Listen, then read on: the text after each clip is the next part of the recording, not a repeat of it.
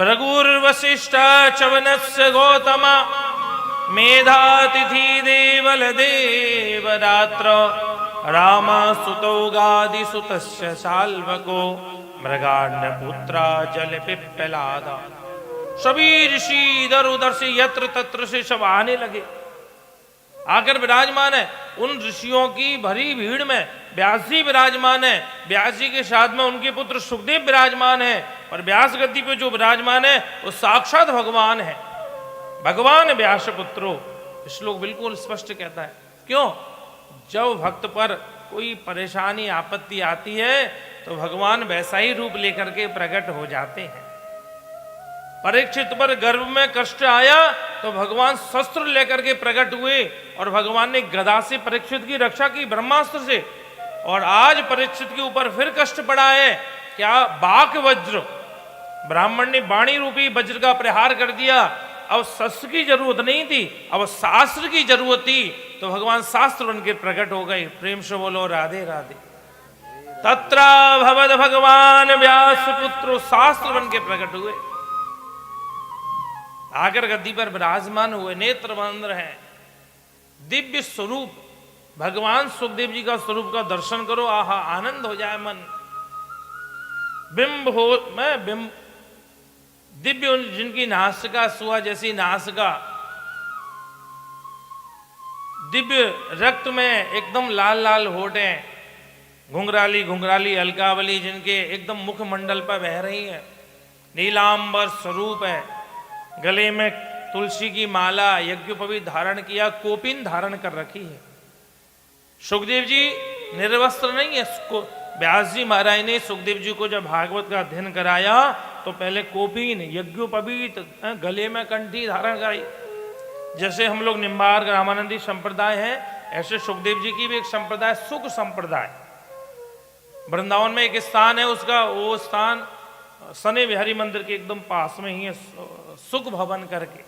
लेकिन मूल जो गद्दी है वो जयपुर में सरस निकुंज के नाम से चांदी चौक पर उनकी मेन गद्दी है, वो गृहस्थ परंपरा है। लेकिन सुख संप्रदाय भी है, एकदम पीला टीका लगाते हैं गोल लंबा वाला। ऐसा दिव्य उनका तेज आकर के विराजमान हुए। और हकीकत है, कभी कभी किसी महापुरुष को देख करके लगता है कि ये हमारे मन की व्यथा को नष्ट कर देंगे, ये हमारी परेशानियों को दूर कर देंगे। किसी ऐसी कोई डॉक्टर ऐसे होते हैं ना, उनको देख के ऐसा लगता है कि अब तो हमारा रोग दूर हो ही जाएगा। परीक्षित ने इतने महापुरुषों से प्रश्न किया, किसी ने उसका जवाब ही नहीं दिया।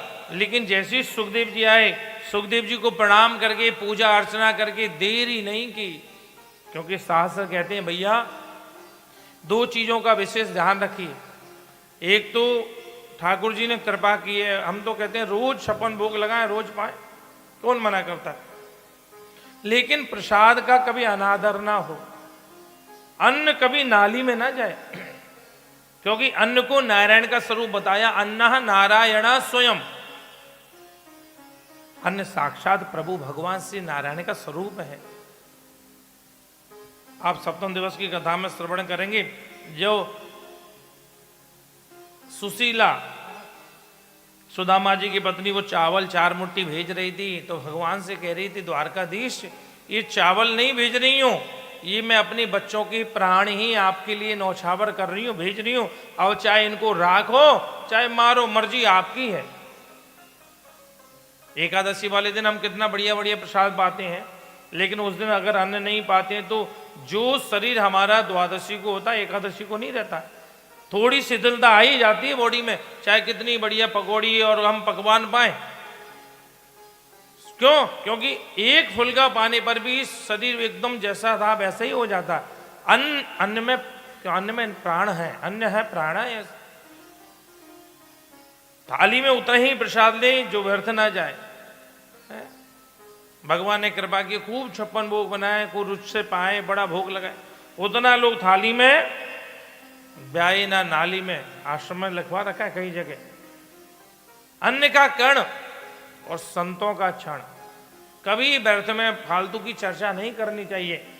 उनके पास बैठ करके बस उनसे यही कृपा करें कि हमारी मति, हमारा मन श्री ठाकुर जी के चरणों में लगा रहे और हमें कुछ नहीं चाहिए।